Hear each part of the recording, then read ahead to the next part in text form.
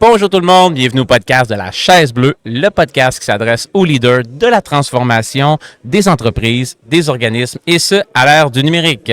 On est présentement à Montréal Connect, la première journée qui est organisée par le Printemps numérique et le thème est la révolution. C'est une de nos valeurs chez GLM, donc je l'adore et j'ai le pays à l'honneur et le Maroc. Donc j'ai l'opportunité d'avoir avec moi Madame Souad. La chaise bleue est une idée originale de GLM Conseil. Cet épisode est une présentation du Printemps numérique. Merci beaucoup, Souad. Je le dis comme ça, tu m'as permis de te tutoyer en amont du podcast. Donc, merci beaucoup de t'asseoir avec moi. C'est un plaisir de t'avoir. J'ai écouté l'allocution que tu as fait ce matin. Puis, comme la majorité des gens, honnêtement, moi aussi, j'ai fait, pour vrai, c'est ça qui se passe présentement au Maroc, au travers le vidéo, entre autres, que tu nous as présenté de peut-être 2 minutes environ. C'était extrêmement révélateur.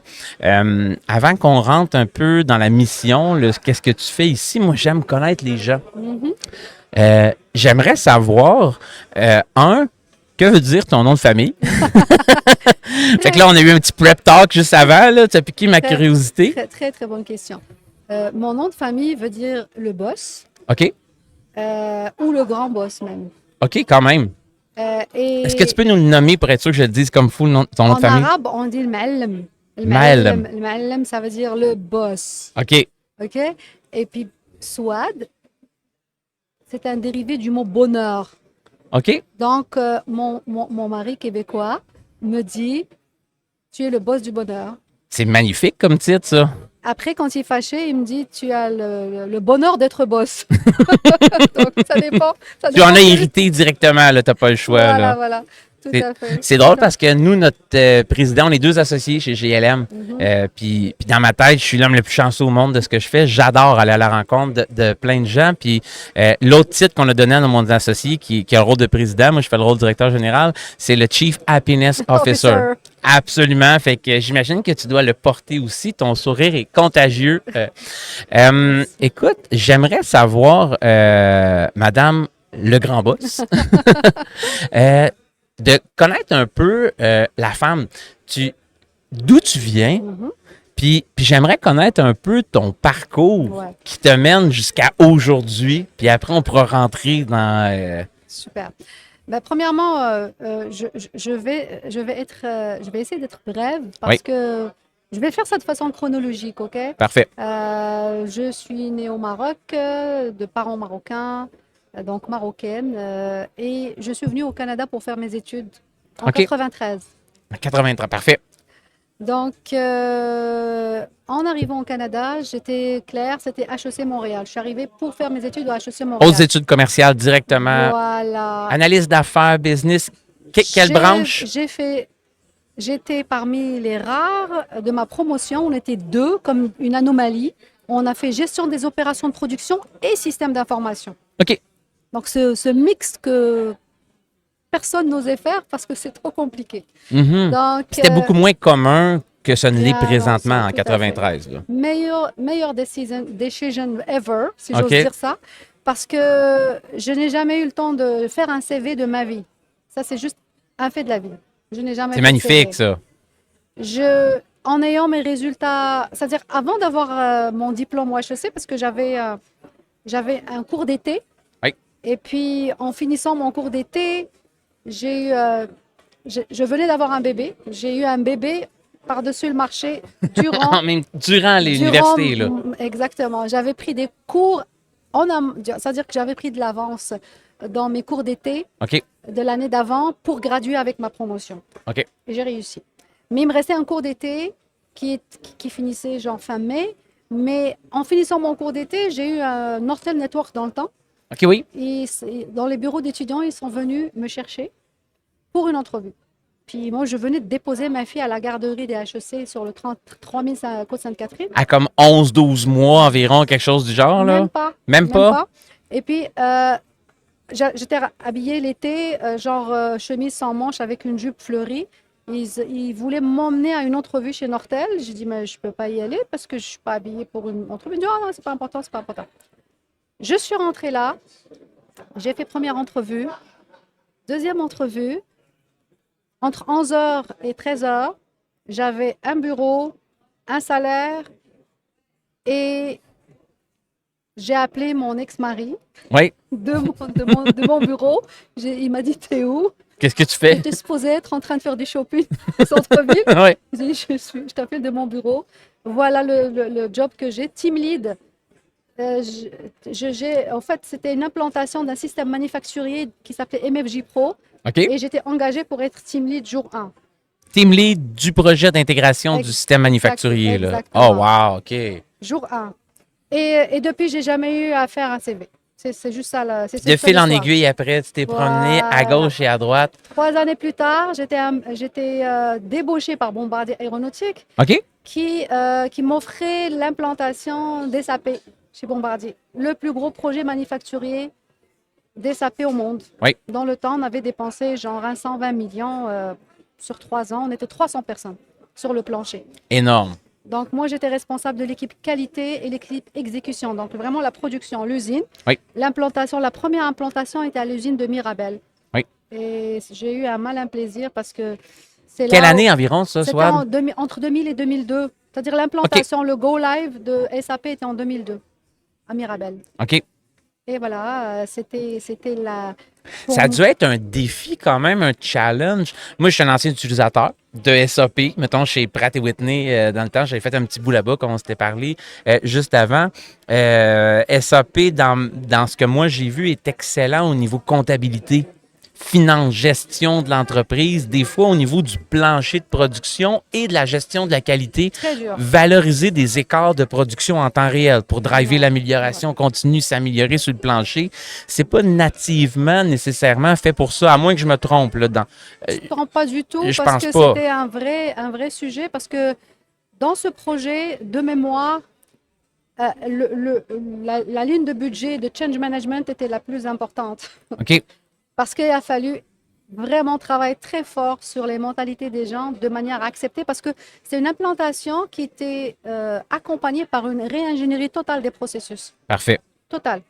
Mais réingénierie de processus, qui dit réingénierie de processus dans une usine, dit des workarounds le lendemain. C'est certain, ça, oui, absolument. Et là, on s'est ramassé dans une situation où je devais aller en urgence, passer quelques jours à l'usine de Mirabel et mettre les processus qui sont mappés sur ce SAP de manière à ce que les gens disent, regardez, guys, c'est ça le process, c'est les workarounds. On peut plus faire des workarounds avec Excel. C'est fini la créativité. Moi, j'appelle ça le rabbit effect. C'est Excel, creativity, exactement. Oui, rabbit effect qui se multiplie les fichiers Excel à l'infini comme des petits lapins. Là. Ça, c'était le plus gros challenge. OK. On a fini par réussir. Par y arriver. C'était vraiment c'était flagrant. Je me rappelle, mon VP ERP dans le temps me dit, Souad, il était un gars de Belfast, il dit, you go there. Fix it. On n'a pas le choix. Make it happen. On n'a pas le choix parce que c'est ça. C'était ça. Ça allait dans tous les sens, c'est-à-dire que ça aurait pu déraper le projet. Mais bon, on a réussi. Je trouve ça hyper intéressant, Souad, que tu me dises qu'une des plus grosses lignes de budget était en fait le change management. Tu sais, déjà à l'époque, en 2000-2003, le fait d'intégrer ça comme une partie prenante du projet d'intégration du ERP, le change management, c'est vraiment dans des très bonnes pratiques d'affaires, mais très early birds parce que même aujourd'hui, c'est pas toujours la plus grosse partie de dépenses dans les intégrations de systèmes ERP. Fait que t'es dans les meilleures pratiques à l'époque. J'adore ça. Clairement. Fait que tu as continué, tu as fait ce projet-là chez Bombardier. Tout à fait. Donc, j'ai continué chez Bombardier. Après l'implantation des SAP, je dirais que j'ai eu une autre étape où j'ai eu une deuxième grossesse. OK. Que j'ai eu, j'étais enceinte de jumelles, donc j'ai eu mes jumelles. Oh my God. Ah ouais, tout à fait. C'est quelque chose. J'ai eu des jumelles en 2005. OK. Mais au retour de mon congé de maternité, qui n'a pas duré longtemps, parce que c'est moi qui ne voulais pas, tout simplement, on m'a donné un nouveau rôle. C'était vraiment la planification stratégique des TI. Donc, Quand même. j'ai eu ce rôle-là. En fait, le jour de mon anniversaire, mon VP m'appelle, dit Souad, happy birthday, bla bla bla. Ouais. How are you doing? Ah, j'ai commencé à pleurer. I'm missing job. You wanna come back? Okay, okay, we have something for you. C'est comme ça que j'ai dit OK. Je dépose les jumelles à la garderie. Go, on y va.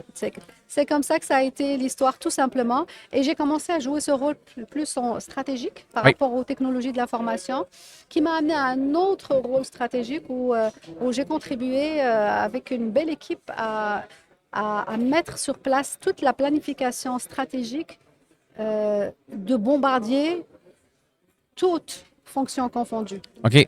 Parce qu'avant, c'était tout fusionné, hein, je pense, autant au niveau, toutes fonctions Bombardier aéronautique. Non, je parle juste aéronautique. Aéronautique, OK, c'est bon, parfait. Mais toutes fonctions, ça veut dire toutes les divisions, les business aircraft, les commercial aircraft, la maintenance, c'est tellement beau ce que tu dis. L'ingénierie, tout ça. C'est clé, hein, ça. Et puis là, il a fallu avoir un master plan pour les 10 prochaines années. Donc, vraiment un vrai c'est énorme, travail. 10 ans en technologie, là. Exactement. Est-ce que tu as une boule de cristal qui est revenue de se faire calibrer, Souad? Parce que penser 10 ans en avant en tech, c'est énorme, là. C'était vraiment le fait de rencontrer chaque président d'unité d'affaires, de comprendre très bien les problèmes, les enjeux actuels, la vision future. Tu parlais tout à l'heure de vision. La vision future et de traduire ça de manière à ce que tu réponds à chaque division par rapport à ses besoins technologiques, mais aussi l'intégration avec les autres. Donc, l'harmonie totale, parce que c'est quand même la même organisation. Absolument. C'est vraiment l'harmonie totale entre les solutions. Pour justement continuer à s'assurer qu'on a les réponses. Parce que oui, il y a l'implantation des SAP, certes, mais il y a plein de choses en parallèle de ça qui sont le Katia, l'Innovia de ce monde et tout ça, qui ne sont pas nécessairement...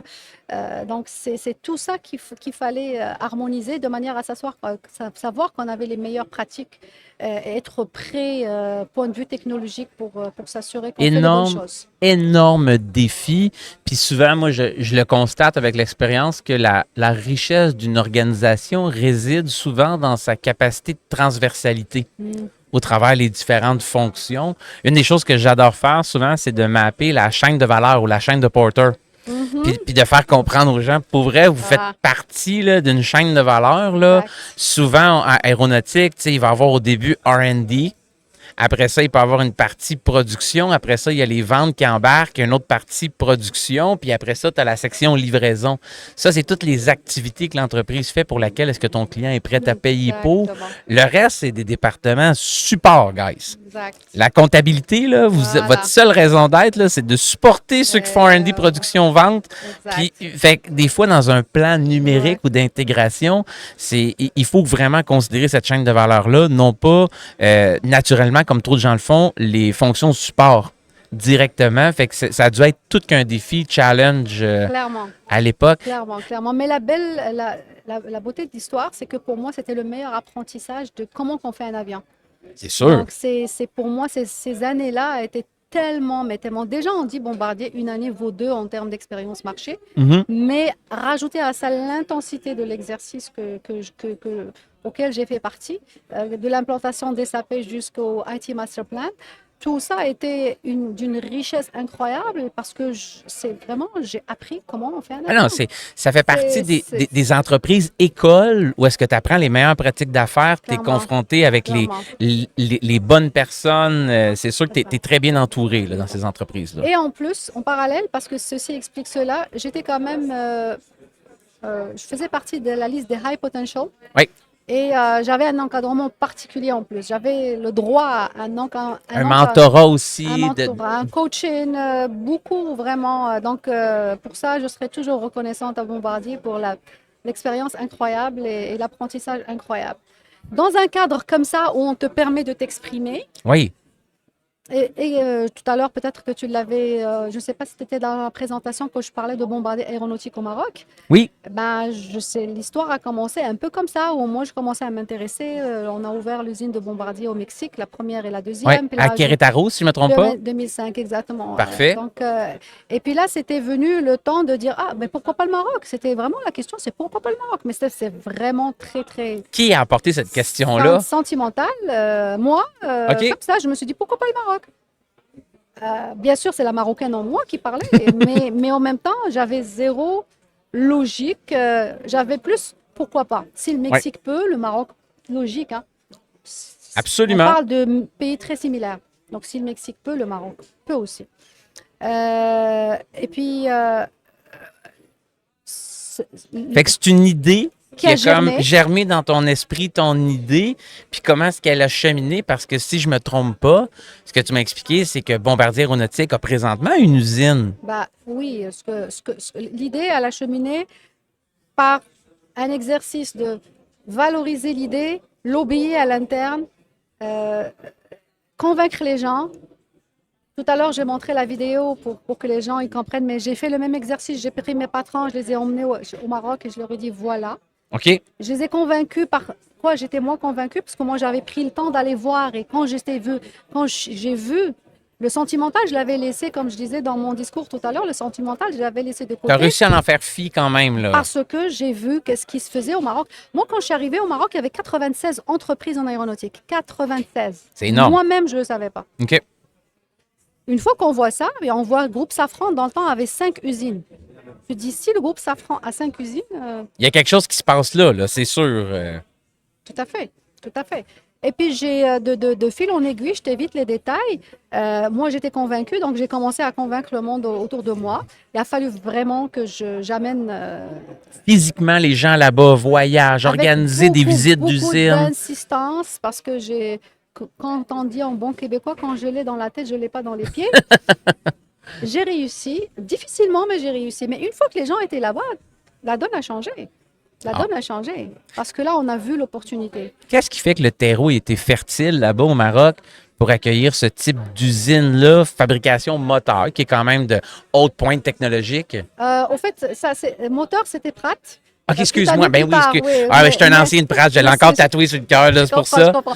Mais quand même, tu sais, fuselage et tout. Mais c'était vraiment des pièces majeures d'ailes d'avion. Déjà, on avait commencé, après, on a fait du fuselage, toutes sortes de fuselages pour le Challenger, OK. toutes les avions. Il y avait du commercial et du business Oui. dans cette usine-là. Tout ça pour dire, qu'est-ce qu'il y avait? Mais premièrement, il y avait un écosystème avec une intégration dans le temps qui était à peu près autour de 30%. Déjà, maintenant, elle est beaucoup plus importante, l'intégration verticale. Il y avait une formation intelligente parce qu'il y a la formation académique standard, Oui. mais il y avait une école de formation je me rappelle quand je suis en train de construire l'usine, Oui. le cursus de formation qu'on voulait précis pour adapter par rapport à ce qu'on avait besoin, ben, il se passait en même temps. Donc, Vous avez été en mesure d'influencer au niveau des écoles ce qu'on avait comme cursus de formation pour les besoins de l'entreprise. J'avais même pas besoin d'influencer parce que l'État marocain avait mis en place cette école pour qu'elle soit utilisée de cette manière-là. Parce qu'après des années, je l'avais utilisée aussi comme ça. J'avais même implanté une entreprise qui s'appelle E2IP. Dans le temps, ça s'appelait GGI Solutions. Aujourd'hui, ça s'appelle E2IP. On avait implanté au Maroc, mais ça prenait des imprimantes particulières pour l'impression de choses en impression électronique. Oui. On a amené l'imprimante dans l'école et on a formé les gens. C'est fou quand même, là. Fait que toute la chaîne complète de l'éducation jusqu'à la mise en place pragmatique de création de valeur des produits, ça s'est intégré au travers de ce projet-là. Donc, l'écosystème, que ce soit la formation, que ce soit la disponibilité des ressources, que ce soit la volonté de l'État à être en soutien par des subventions ou autres, tout ça fait que tu as tout ce qu'il faut pour bâtir un business case et que tout ce que tu as un business case, que tu veux dire, ah, ça c'est un risque, ah, ça c'est pas bon. Non, mais le business case, on a fait des comparaisons pour Bombardier entre le Mexique, le Maroc, la Tunisie et la Turquie. Et le OK. Maroc est sorti haut la main. Sur quels critères de sélection? Sur tous les critères qui sont c'est-à-dire les ressources humaines, Oui. le coût horaire, le coût de l'énergie. Jusqu'au coût de l'énergie bien sûr, même, là. tous les détails, Juste que bien vous sûr. disiez tantôt que je pense que c'est 40 de l'énergie qui est renouvelable Renouvelable. au Maroc. Exactement. Félicitations, c'est Bien, fou. merci. Même l'hydroélectricité qui est présente C'est là-bas en ça. bonne partie, C'est 32 7% de l'hydroélectricité, tout à fait. Et puis c'est vraiment. L'éolien est incroyable. On est à 49%, quelque chose comme ça, par rapport au panier de d'énergie. production d'électricité qui est faite. Exactement, c'est incroyable. C'est vraiment Puis, fantastique. toutes ces expériences-là, tu étais à l'emploi permanent de bombardier Tout à fait. aéronautique encore. J'étais CCR, Chief Country Rep. J'étais responsable du continent africain pour OK. Bombardier. Parfait. Donc, c'est vraiment ça c'était ça mon rôle. Et donc, il y a eu bien sûr la construction d'usine qui est sortie de terre finalisée en 2014. Et en 2015, j'ai On coupé. coupe le ruban. Exact. Non, oui, tout à fait. En fait, on a comment dirais-je, l'inauguration, elle a été faite. Le premier coup de pioche, il a été fait en 2013. Mhm. Et c'était avec le roi du Maroc et c'était vraiment un événement incroyable. On a vécu un moment de l'usine a été construite dans Wow. un temps record de calibre mondial. La seule usine de Bombardier où il y a des palmiers. Les palmiers, bravo pour ça, là, c'est génial. On Juste aime ça, ça, c'est voir déjà- les palmiers déjà. Ça donne un petit woomph. Ça donne de l'énergie voir ça. Exactement. Est-ce qu'il y a des habitudes, des réflexes, des façons de faire que tu as pris de ton expérience d'intégration de logiciels dans ta gestion de projet pour partir une usine? Est-ce qu'il y a des habitudes au niveau numérique que tu avais pris, que tu as réutilisées dans ta carrière par après pour ces projets-là? C'est une question que si tu m'avais demandé quelle question que tu aimerais que je te pose, je t'aurais dit celle-là. Pour vrai? Pour vrai. On n'a pas eu de prep, je vous jure, Non. c'est vrai. Non, mais c'est vrai. OK. C'est parce que tout est dans tout. Hein. L'entreprise que j'ai fondée en 2015 s'appelle Systémique. OK. Le mot systémique, il a une raison d'être. Système. Il faut que tout soit systémique. Oui.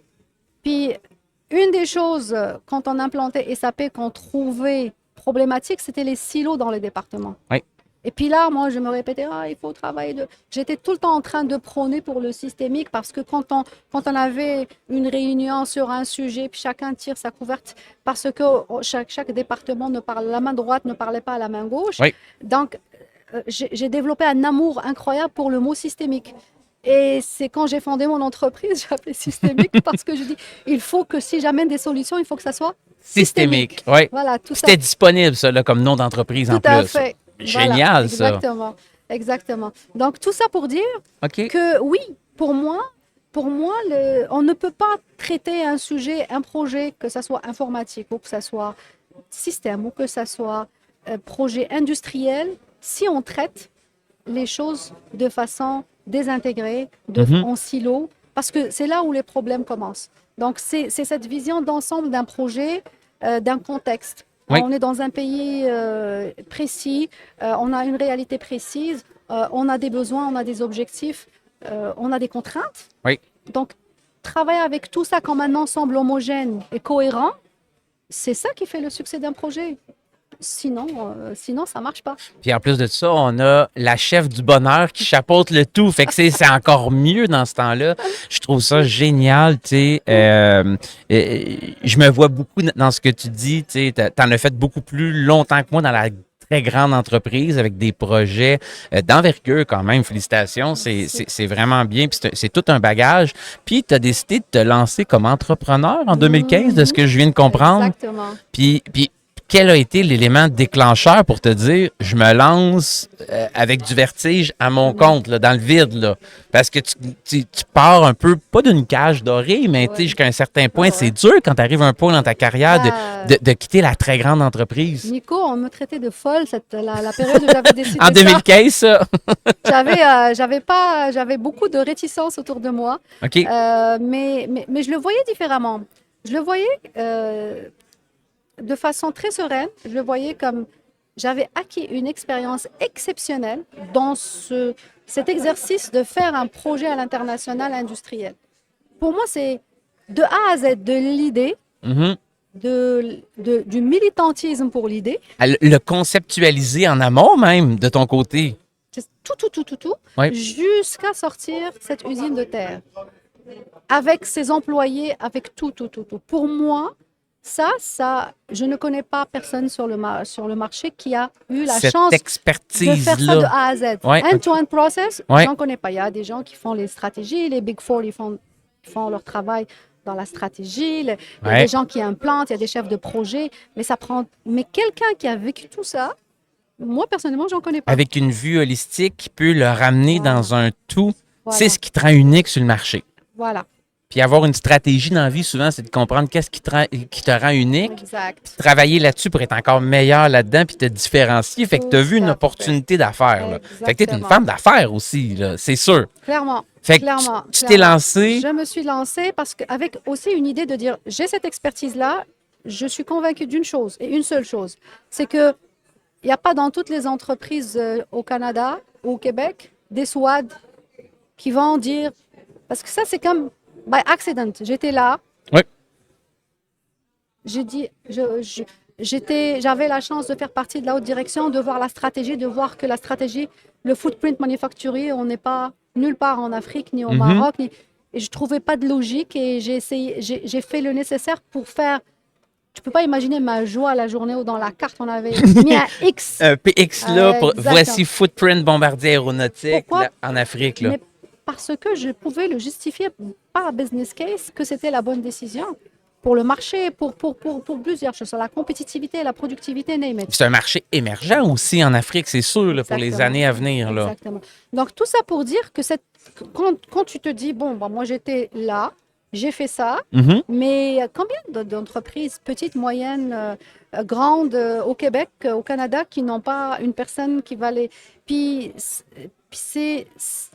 quand ça vient de l'interne, il y a quelque chose d'organique là-dedans, mais ça prend le CEO ou le PDG Ouais, de l'entreprise. des fois, c'est plus long un peu. Tu sais, des fois, il y a nul n'est prophète dans son pays. Voilà, Là. je sais ça. Ça fait du bien, des fois, d'un externe qui arrive avec une idée de Là, fraîcheur qui vient le donner. Et de Là. toute façon, you don't know what you don't know. Ça, Ouais. c'est clair. Le point, c'est que je me dis, si je démocratise cette expertise-là, c'était un peu l'idée. OK. De dire, dans ma vision, c'est de dire, je vais démocratiser cette expertise, je vais la mettre à la disposition des entreprises. Et puis, j'ai vraiment vu juste parce que j'ai jamais chômé. Est-ce que tu as eu. C'est exact. T'es bonne dans tes réponses, Souad, là. Tu me donnes tout, je m'en allais te dire. Est-ce que tu as eu à faire un CV à ce moment-là? Non, Non, toujours pas. non, parce que Je voulais te prendre au détour, là. Nico, je vais te dire un truc. Avant même de quitter Bombardier, 6 mois avant, parce que j'étais annoncé le mois de juin, mon départ était annoncé le mois de juin pour un départ effectif le 31 août Oui. 2015. Ben, durant cette période-là, mon patron dans le temps, le CEO, il avait quelqu'un de chez Hexcel Composite, le premier producteur de matériaux composites dans le monde, Mhm. une entreprise américaine. Il avait demandé à mon président qui vous a construit les usines au Maroc. Il a dit, OK, je te mets en contact avec elle. OK. C'était mon premier client. Wow! Ça veut dire que en arrivant le C'est 1er août, Ouais. non, le 1er septembre, je veux dire, j'ai démarré, j'étais au bureau du registraire du Québec pour créer l'entreprise. Incorporer, faire les taxes. Le 8 septembre, j'avais mon contrat signé avec Excel Composite. Wow! Une implantation au Maroc à côté de l'usine de Bombardier, Exactement le Dans le modèle même parc. d'affaires que tu voulais dans le dire. même parc. Le même parc que tu connais déjà un peu les gens, la mécanique avec le gouvernement là-bas et tout. Wow! Félicitations! C'est vraiment beau comme histoire. Puis c'est très noble aussi de ton ancien employeur de t'avoir aidé avec une première opportunité d'affaires comme ça qui t'a été. Clairement, clairement. Bravo! Clairement. Puis ça a pris combien de temps avec Excel puisse. Ça s'implanter? Ouais, Ah mon Dieu, 12 mois? 12 Ah mois. ouais. Ça a été fait la vie. Tout. Puis ça, on parle, mettons, 2015-2016 que ça s'est fait. Ouais. Puis ça fait 10 ans quand même. Comment a évolué ton entreprise au courant des 10 dernières années? On en est rendu question, où en bonne date question, d'aujourd'hui? Bonne question. Écoute, Nico, ce qui est beau, c'est que, premièrement, mon entreprise, je ne suis pas toute seule, j'ai un partenaire. Oui. Mon partenaire qui s'appelle Patrick Chenel, qui est aussi mon conjoint dans la vie. que j'ai rencontré chez Bombardier. Lui, il a travaillé 17 ans chez Bombardier. OK. Lui, c'était c'était le responsable de la data chez Bombardier. Il a fait le même travail chez Hydro-Québec et aussi était responsable de la Big Data et tout ça à la Banque nationale. Donc, OK. moi, en 2015, quand j'ai eu le projet Excel, puis ça allait pas à son goût dans le temps, dans son travail. Tu as dit, il y a de l'opportunité d'affaires ici, c'est bon. Exactement, exactement. Et depuis, on est partenaire d'affaires on fait un très, très bon duo parce que lui, c'est Est-ce qu'il a quitté son dada un petit peu du big data, d'amener une entreprise data-centric pour les décisions d'affaires, stratégie, pour arriver dans ton modèle à toi qui est d'aller implanter au Maroc, ou il a gardé cette nature-là, son Non, ADN? il a fallu qu'il la garde parce que justement, on est complémentaires. Donc, pour moi, il faut comprendre qu'un projet manufacturier, Oui. la data et l'informatique et la technologie est une grosse partie et la partie la plus scary, si j'ose dire, Absolument. pour les C'est entrepreneurs. nébuleux, c'est dur. ça, Acheter une machine, là, exact. c'est quoi le pied carré qu'on a de besoin? C'est quoi la ça, vélocité de la c'est ça. machine, et ainsi de suite? Pour moi, c'était la chose, c'est un asset, c'est OK. un vrai, c'est ça le rôle. C'était toujours le gardien de cette portion-là de l'implantation technologique d'un projet manufacturier. Donc, on était dans la complémentarité, on a toujours été dans la complémentarité, mais un homme intelligent qui est capable il est du métier d'aéronautique parce Oui. que c'est lui qui était le chef de projet du CRJ 700 de Bombardier, le 70 places. Donc, disons que j'ai bien. Tu es allé chercher les bonnes ressources quand même, là. Ça, c'est sûr. Voilà. Puis, Savoir bien s'entourer, c'est une des premières qualités d'un chef d'entreprise, là. voilà, tout à fait, tout à fait. Puis on a commencé l'aventure comme ça, et puis l'aventure continue. OK? L'équipe aujourd'hui, elle est beaucoup plus importante. On a développé plusieurs offres de services. Vous avez parce que, combien de bien sûr, personnes à l'heure actuelle? Une cinquantaine. Quand même, OK. Puis là, on va dire que le bout implantation manufacturière, c'était la première offre de service qui était focalisée au début sur l'aéronautique. Oui. Un peu plus tard, on a ouvert sur tous les métiers qui font du sens, n'importe quel secteur. On a eu la défense, sécurité, on a eu plusieurs clients médicaux. Toujours axé sur le Maroc directement, ou? Pas nécessairement. OK, c'est ça, C'est-à-dire vous avez ouvert d'autres azimuts, là. En fait, le Maroc s'impose. C'est pas moi qui impose le Maroc. OK. Quand on fait un business case, on a des comparaisons, puis ça se trouve que le Maroc, il s'impose. Ça arrive C'est juste souvent que, Bah, sans que ça soit les racines non, marocaines non, qui non, parlent, là, mais nécessairement. bien sûr que non, parce que OK. c'est pas moi qui prends la décision finale. Mhm. Moi, je mets les faits sur la table. C'est le CEO qui met son argent qui va décider. C'est le clair. retour sur l'investissement, c'est c'est- money talk, là, tout C'est le un temps. business case. Oui. Point. Donc, on cherche les critères, les ressources, la qualité, le positionnement géographique. C'est plus facile d'aller au Maroc que d'aller au Mexique. À 6 heures, on est à Casablanca. Ça prend 3 fois plus de temps pour aller à Querétaro. Mhm. Pour les changements Oui. Pensez à ça. Quand C'est même. il y a plus. Puis les gens parlent français aussi. Des fois, ça peut aider pour des entreprises Pour le d'ici. Mexique, pour Bombardier, on a dû traduire les cahiers de montage. On n'a pas fait au Maroc. Mhm. Donc, c'est tout ça qui fait qu'il y a eu quand même une facilité, une simplicité que le Maroc gagne dans ce genre de business case. Naturellement. Mais on a eu des projets ailleurs. Des fois, l'Inde faisait partie des concurrents. On a failli implanter un projet en Inde, mais pour des raisons malheureusement de IP, où les Indiens, contractuellement parlant, ils avaient une idée de s'apparenter, de s'approprier le IP. Oui. Les clients ont décidé de se retirer de l'Inde, tout simplement. Donc, il y a aussi cette importance de la propriété intellectuelle, Absolument. comment qu'elle soit protégée. Le Maroc est assez très bien encadré par rapport à ça aussi. On n'est pas là pour... je Côté pense que législatif c'est aussi, ça, c'est et ça. On est autres bien cultures protégé. éthiques. On est et, bien protégé. Donc, il y a toute cette proximité culturelle au respect des règles qui fait que les gens se sentent... Ceux qui ont adopté le Maroc, ils savent pourquoi ils l'ont fait. sont parce plus que- à l'aise de le faire. On a des valeurs communes clairement. entre les deux cultures. là. Clairement. Comment est-ce que tu pourrais décrire l'offre de valeur de ton entreprise? Ben écoute, bonne question. Elle a évolué parce que comme j'ai dit au début, j'étais focus bâtir de la capacité manufacturière aéro. Oui. Après, on a ouvert à d'autres secteurs, tout secteur qui fait du sens. Nous, on est plus en mode, dis-moi ton idée, on fait l'analyse et on dit go, no go. Oui. Ça nous est arrivé beaucoup de fois de dire No no go. Oui. Pas juste no go à l'international. C'est comme tout court. étude de faisabilité quasiment. Là. Pas au Maroc, non, no go nulle part. OK. Il y a des entreprises qui sont, c'est juste pas la bonne chose à faire. Donc, ça, c'est la première. Après, on a commencé à faire une deuxième offre de service vers 2017, qui est plus pour l'internationalisation des entreprises, pour leur réseau de vente à l'international. OK. La diversification, dans le temps, ce n'était pas à la mode encore, Oui. mais nous, on avait déjà une offre de service pour développer des réseaux de vente à l'international pour des entreprises. OK. Donc, ça, c'était la deuxième offre de service. Et la troisième est venue plus vers 2019, où on a développer une offre de offshoring, mais nous on l'appelle right shoring. Le right shoring, c'est right for many reasons, right pour le coût, right pour la qualité des ressources qu'on a, comment on gère leur développement, il y a le right OK. qui est Je comprends. Pour les bonnes raisons, aller au bon voilà, endroit. Là. Voilà. OK. Et pour moi, c'est très important. Pour Patrick aussi, puis on a pour nos employés, on est tous dans cette dynamique-là. Donc, on a vraiment des verticaux Mhm. dans ce right shoring. On a un plateau au sein même de l'UM6P Bengrir, Oui. l'équipe. On a un plateau dans cette université-là.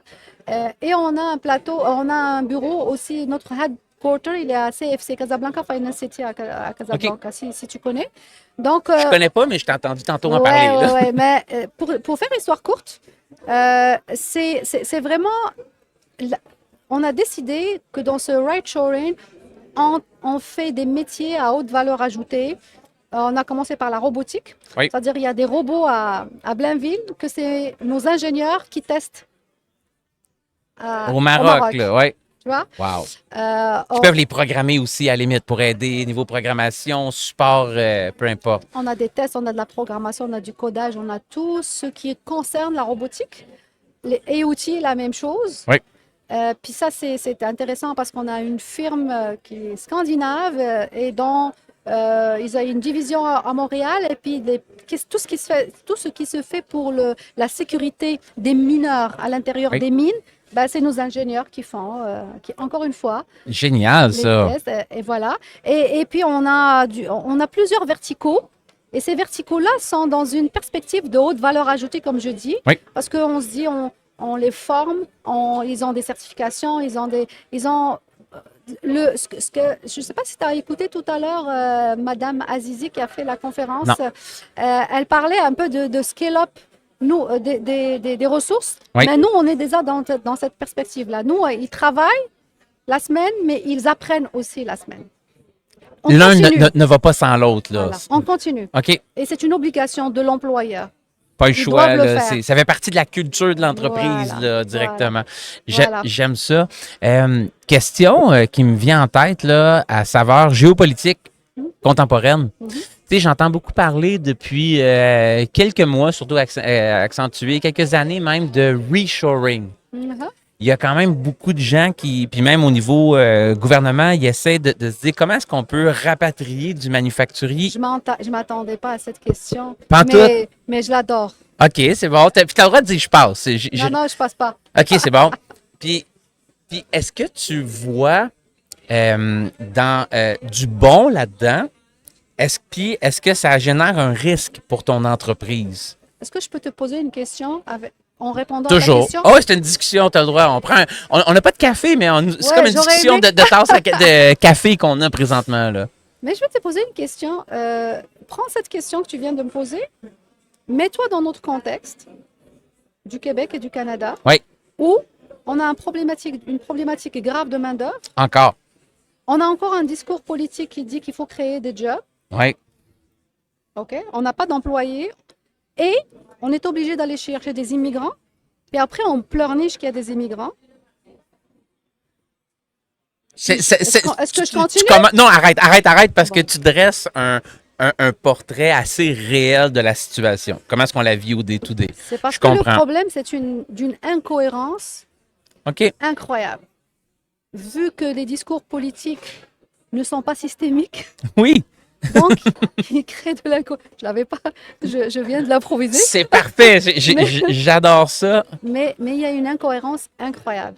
OK. Incroyable. Parce que si on était cohérent, la capacité, bâtir de la capacité, c'est juste une réflexion stratégique de manière à dire où est-ce que je peux avoir la meilleure capacité, Mhm. comment que je peux planifier ma capacité manufacturière ou peu importe quelle capacité que j'ai besoin, de manière intelligente à utiliser les ressources locales, les ressources internationales, mais je ne suis pas obligée de faire venir tout le monde ici. Si Systémique, elle a créé le right shoring, c'est qu'on veut que les gens restent chez eux.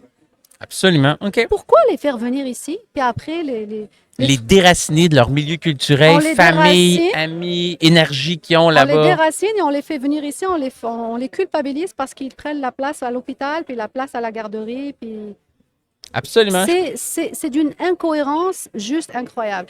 Donc, selon Statistique Canada, Nico, 40% des jobs au Canada peuvent se faire à distance.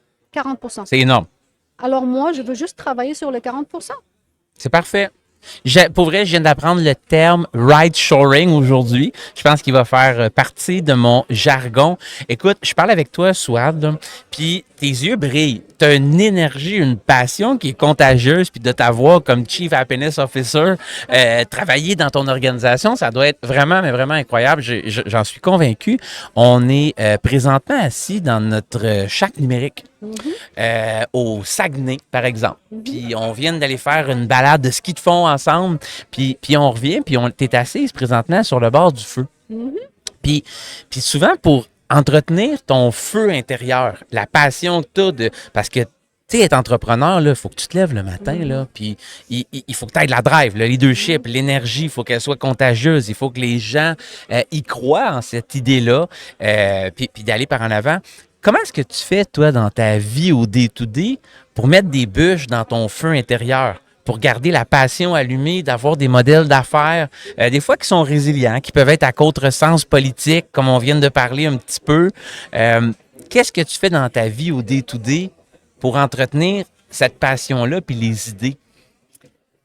Très, très bonne question. Ce que j'ai omis à te dire, Nico, par rapport à mon parcours, c'est que j'ai d'autres chapeaux.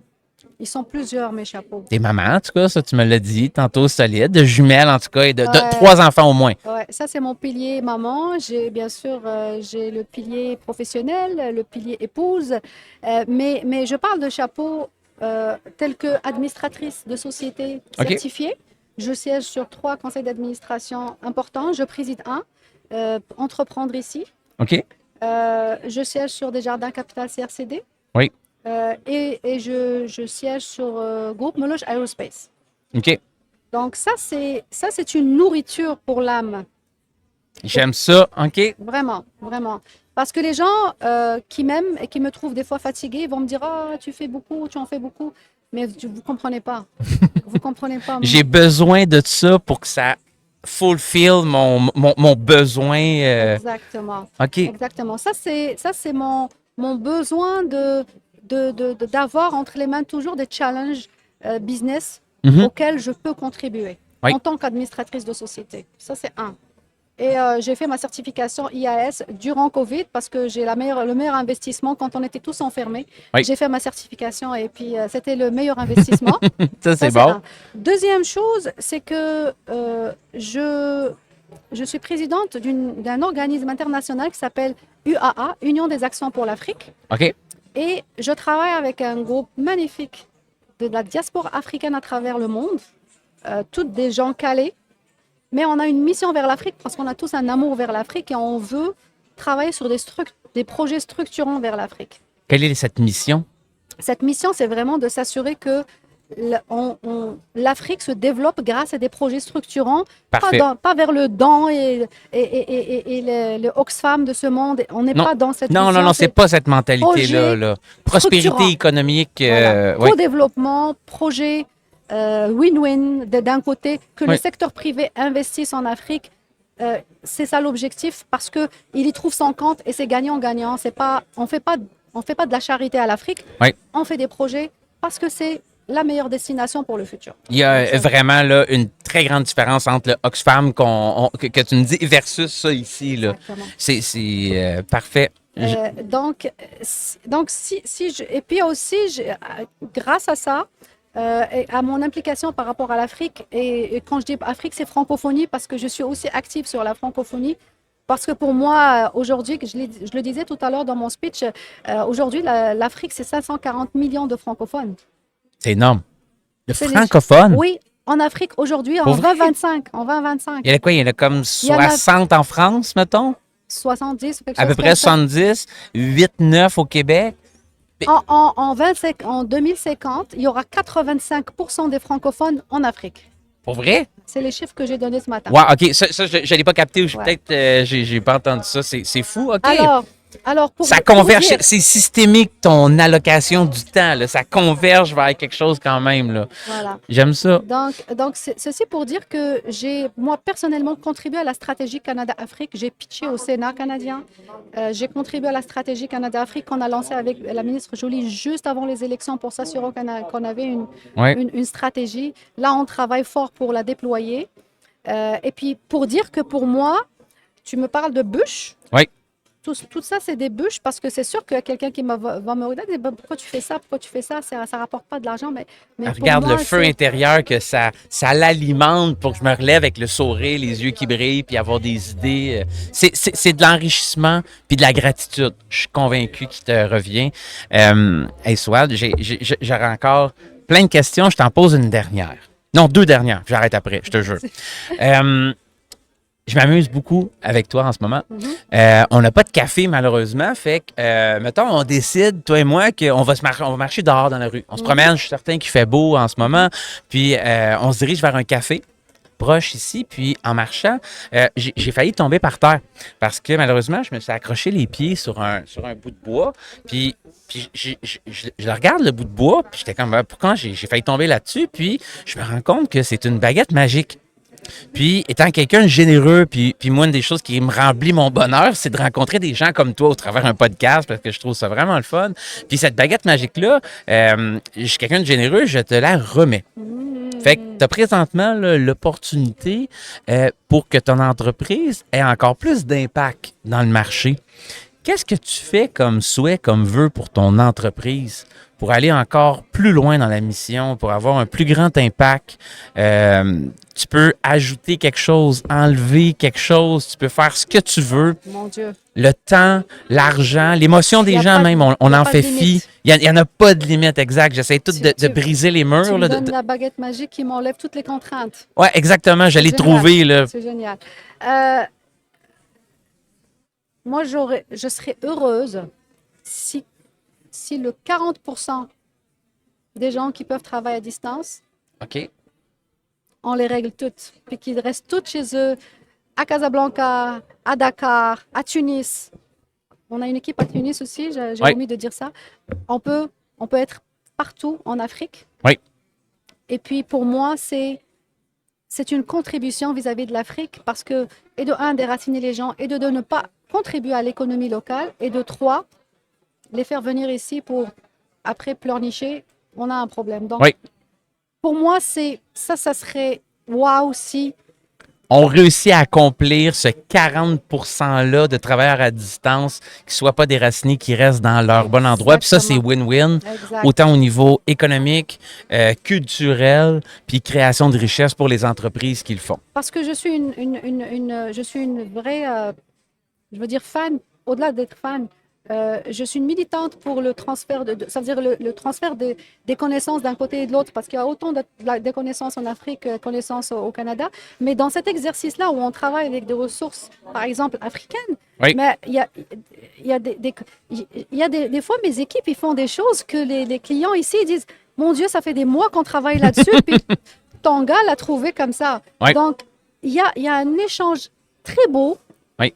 des connaissances des deux côtés. Puis pour moi, la meilleure façon, c'est que ça se fasse dans le travail. Parce que c'est bien les universités, l'académie, tout ça, mais quand on est sur des projets et quand on est déjà sur du travail Oui, réel, du travail, absolument. c'est extraordinaire. C'est comment dans ma tête, est-ce qu'on mesure l'innovation? Puis ça, je l'ai appris au travers d'un podcast avec quelqu'un que j'ai grandement apprécié. Il m'a dit, l'innovation, là, ça se mesure en part de marché. Si tu as fait tout ce travail-là, tu es resté dans un laboratoire, mais tu n'as pas acquis des nouvelles ventes, des nouveaux contrats, livré de la valeur chez des clients, ce n'est pas de l'innovation. Fait que c'est important qu'il se doit d'être pragmatique. En fait, je vais tricher, je vais en avoir 3 questions. J'en ai déjà brûlé une, il m'en reste 2 parce que je t'ai donné la baguette magique. Fait que, moi, j'ai le droit d'en garder 2. Là. Je suis égoïste un peu aussi. Comment est-ce qu'on rentre en contact avec toi? Tu sais, quelqu'un, là, un dirigeant, une dirigeante d'entreprise qui, à l'heure actuelle, se pose des questions sur le right-shoring. Puis elle se demande si ça pourrait être bien pour son entreprise parce que j'ai vu une étude à Entrechef PME, j'étais dans un forum régional la semaine dernière, puis ils ont sondé, je pense, c'était des centaines de présidentes et présidents d'entreprises au Québec, puis sur leurs enjeux, à 42 ou 46%, c'est la main-d'œuvre. Qui demeure l'enjeu encore. Là. C'est fini le COVID. Là. C'est terminé. Là. On ne met plus ça sur le dos de la COVID. Je pensais qu'on commençait à être ailleurs. Puis, fait considérant ça, comment est-ce qu'on rentre en contact avec toi? Quelqu'un qui aimerait qui a un projet pour son entreprise, qui se demande est-ce que je devrais aller à l'international autant pour mes réseaux de vente que pour ma capacité manufacturière ou cerveau matière grise. Comment est-ce qu'on peut rentrer en contact avec toi? Très facile. Je pense que, et de un, je suis sur LinkedIn, donc Souad El Malem, donc S-O-U-A-D, El Malem, E-L-M-A-2-L-E-M. On t'écrit. On m'écrit, bien sûr. Vous pouvez aussi visiter notre site de Systémique, qui est systémique.com. Je dois te dire quelque chose parce que j'ai omis. Oui. C'est important. Oui. Je t'avais dit qu'on avait des points en commun. Systémique a incubé pendant 15 mois une entreprise en intelligence artificielle qui s'appelle Conquer AI. OK. Et qu'on a spinné off officiellement le 25 juin de cette année. Et on est 3 copropriétaires là-dedans, 3 partenaires, Patrick Chenel, moi-même et Jean-Pierre Bourbonnet, qui est l'ancien CIA de Bombardier, qui a fait aussi... C'est-tu lui qui était au C2MI à Bromont? Attends. C'est-tu lui que Jean-Pierre Bourbonnet, ça me dit vraiment quelque chose. Je suis certain que si je le vois, je vais le reconnaître. Pour moi, c'est un des meilleurs CIO que jamais le Québec a connu. OK. Donc, on est dans cette aventure à 3. Qu'est-ce que vous faites dans Conquer AI? La productivité, on applique l'IA à la productivité. Oh boy, que là, on se rejoint nous deux. Ça, c'est sûr. Ça, OK, on prendra un appel autre. Exactement. Mais je suis fière de ça parce que c'est comme une évolution, parce que les 3, on a un profil IT malgré tout. Moins que les 2 autres. mais non, mais dans l'application, dans l'adoption, dans la gestion de projet, dans la carto de processus, tu l'as même si tu n'es pas un data scientist comme tel. C'est exactement ça. Mais le point, tu l'as dit, Nico, c'est ça qui est important, c'est la compréhension. J'ai le rôle du gestionnaire qui comprend les problématiques. Et puis moi, ce que j'aime dans ce qu'on fait, c'est que je ne suis pas en mode... la technologie, ce n'est pas une finalité, c'est un moyen. Oui. Et puis, je ne veux pas vendre une technologie ou une solution. Je veux être en mode solution au client en face de moi. Quand quelqu'un me dit « Qu'est-ce que vous faites ?» Je dis « C'est quoi ton pain point? Explique-moi, c'est quoi ton problème? Je vais te dire qu'est-ce que je peux faire pour toi ou pas. » Oui. C'est tout. J'adore ça. Puis, mettons en une phrase ou 2, brièvement, ce projet-là, Conquer AI, qu'est-ce qu'on y retrouve? C'est un produit, de la consultation, de l'accompagnement pour la productivité. Qu'est-ce que vous faites? C'est franchement, ça commence par l'analyse d'un pain point. Oui, OK. Et puis, ça devient un use case. Oui. Et puis, le use case, on regarde la problématique data parce que la data, elle est... 100%, c'est à la base. Il n'y a rien. On fait pas du chat GPT. Non. Donc, 100%. OK, je suis d'accord avec toi. Donc là, on travaille sur la data par rapport à ces problématiques et comment l'amener à... Stratégie de collecte de données. Est-ce qu'il y a une variance dans les données? Est-ce que la donnée est propre dans la bonne base de... Je comprends ce que tu veux dire. Et après, on met l'IA par-dessus pour régler pour trouver la solution. Et on a plusieurs clients. Je ne vais pas les nommer. Non, c'est parfait, mais reparlons-en off-record. C'est très similaire à une offre qu'on a chez GLM. Ouais. J'adore ça. Puis dans ma tête, il y a de la place pour tout le monde qui est bon dans le marché parce qu'il y a tellement d'opportunités. Ça, c'est certain. Puis ma dernière question. Mm-hmm. Parce que là, il faut que j'arrête après parce que les gens à l'édition vont me tuer. Okay. C'est la question d'inspecteur de police. Mm-hmm. Ouais.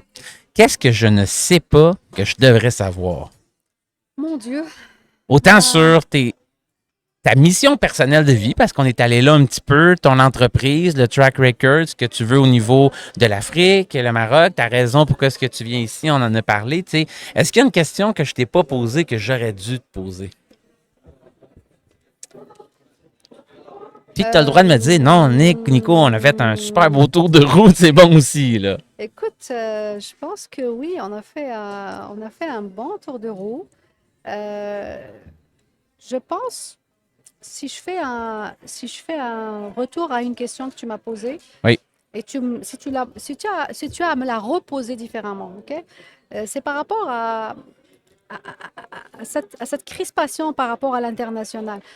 Moi, je trouve que on est dans un monde où il faut que, au-delà des politiciens, il faut que les gens, et surtout les chefs d'entreprise, ont une obligation de faire leurs propres décisions et prendre leur propre jugement au lieu de se laisser un peu décourager par le politique. Mm-hmm. Parce que je trouve ça très dommage de voir déjà des clients que, pour des raisons X, Y, Z, ils ont un plan d'affaires. C'est le secteur privé, ils veulent à l'international, on le décourage parce que les banquiers ne veulent pas financer, parce que la gestion de risque au Canada elle est problématique par rapport à l'international. Donc, c'est comme si on est un peu... c'est des croyances limitatives, mettons? Tout à fait, et incohérent, parce qu'on veut aller à l'international, mais on ne veut pas prendre de risques. C'est incohérent ce que tu viens de me dire, ça ne marche pas. Et en plus, ça veut dire que le risque n'a pas... Les risques, ça se gère. Oui. Et on dirait qu'on est paresseux pour gérer les risques. Oui. C'est comme si on est encore en train d'espérer que les choses vont revenir avec les États-Unis telles qu'elles étaient. Impossible, ça ne reviendra jamais comme avant. Mais il y a des gens qui espèrent encore. Arrêtez tout de suite d'espérer parce que je ne suis pas magicien, je n'ai pas de boule de cristal, mais ça ne reviendra pas. Mark Carney, il dit sans cesse, ça ne reviendra pas où est-ce que c'était. On n'est plus dans la Deuxième Guerre mondiale. Là. Et c'est pour ça que s'il y a une chose que je peux te dire, c'est que le secteur privé, les PDG d'entreprises, les gens qui doivent prendre ce genre de décision, je l'ai dit dans un panel, ça fait même pas une semaine, arrêtez d'essayer de faire ça par vous-même. Il y a des experts en la matière. Des gens comme nous, on sait faire. Oui. Donc, c'est parce que ça vous paraît trop compliqué parce que vous ne pouvez pas apprendre ce que quelqu'un a appris pendant 30 ou 40 ans. C'est sûr. Faites-vous accompagner par les personnes qui savent faire. Mm-hmm. Nous, je me rappelle, Jean-Philippe Descaries avait fait un article avec moi, c'est les grandes entrevues, puis il avait, une fois qu'il a fini de discuter avec moi, quand il a sorti l'article, la journée qu'il a décidé de sortir, parce que je ne savais même pas que je l'ai vu dans la presse, c'était écrit « Oser l'international ». Mm-hmm. C'est ça qu'il a retenu. Ouais. Et j'ai trouvé ça génial parce que c'est ça que j'aime dire. Donc, j'ai bien expliqué, même si je n'avais pas dit cette phrase. Mais il faut oser l'international. Oser l'international, mais bien accompagné avec les gens qui savent faire pour dérisquer nos décisions d'affaires par la suite. Merci. On existe, nous aussi, on est consultants, puis on est là souvent pour réduire le risque dans les investissements des entreprises, qu'ils soient technologiques, aller à l'international, développer des réseaux de vente et autres. Écoute, tu vois, c'était un plaisir de te recevoir à la Chaise Bleue. Merci beaucoup d'être passé. Gardons contact. Je pense qu'on a beaucoup de points en commun. Puis, ça sera pour une prochaine fois, j'espère. Good job. Merci beaucoup. Merci beaucoup, Nico. Bonne journée. Bon salon. Cet épisode de La Chaise Bleue vous a été présenté par GLM Conseil. Acolyte de la transformation dans votre entreprise à l'ère du numérique.